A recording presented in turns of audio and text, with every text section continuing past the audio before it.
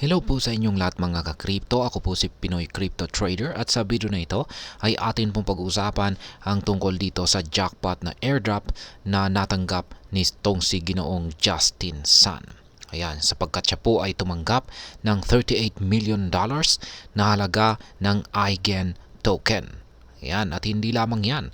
Meron pang ibang mga naghihintay na mga tokens na kanyang matatanggap. Kaya tindi po talaga nitong si Ginoong Justin Sun.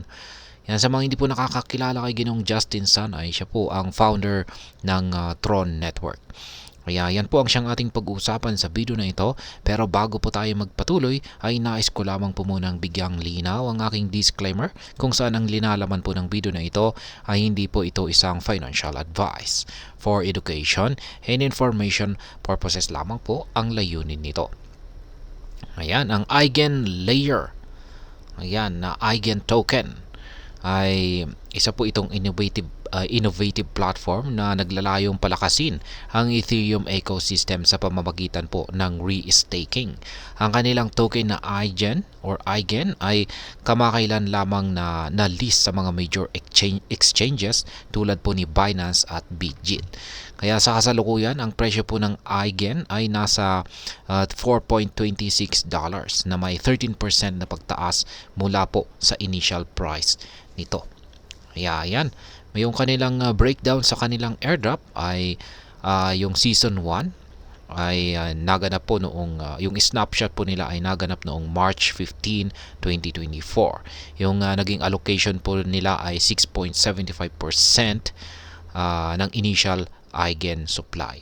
Yung season 2 naman na stake drop nila ay naganap po yung snapshot noong August 15, 2024. Yung allocation naman ay umabot po ng 87 million na Eigen tokens na yan po ay nasa 5.2% ng initial supply at meron pang karagdagang 3% na nakalaan para sa future community rewards nito.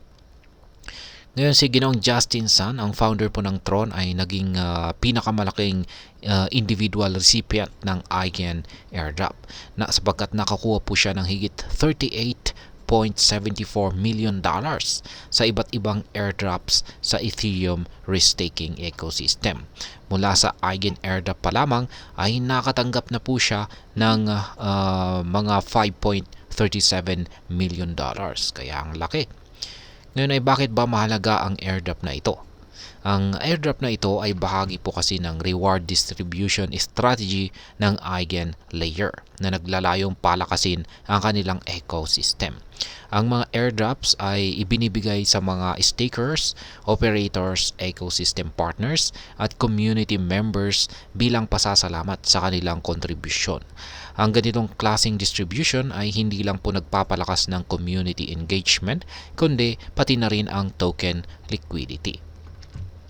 Ang mga airdrops tulad po ng Eigen ay may malaking epekto po sa crypto market. Una, ito ay nagiging dahilan ng increased trading volume dahil maraming recipients ang nagbebenta ng kanilang tokens para makapag-take profit.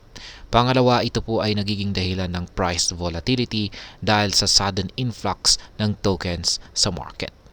Ngayon itong si Ginoong Justin Sun ay kilala po siya sa kanyang aggressive investment strategy. Ang kanyang malaking haul mula sa Eigen airdrop ay nagpapakita po ito ng kanyang kakayahan na mag-navigate sa crypto space at makakuha ng malaking rewards.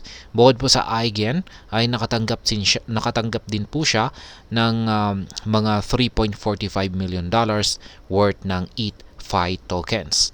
Yan po ay katumbas naman ng 17.25 million US dollars. Kaya yan, mas malaki po ang kanyang nakuha rito sa ETH tokens. Ngayon ay hindi lang po nagtatapos dito ang airdrop winnings or panalo ni Ginoong Justin Sun. May mga paparating pa siyang payouts mula sa iba pang protocols tulad ng Puffer, Zircult, Zwell at Kelp. Ang kanyang diversified portfolio ay nagpapakita po ng kanyang foresight at strategic planning sa crypto investment. Kaya yan, gayahin na lamang po ninyo itong si Ginoong Justin Sun kung ano yung kanyang mga binibili. Ay yan na rin yung inyong bilhin.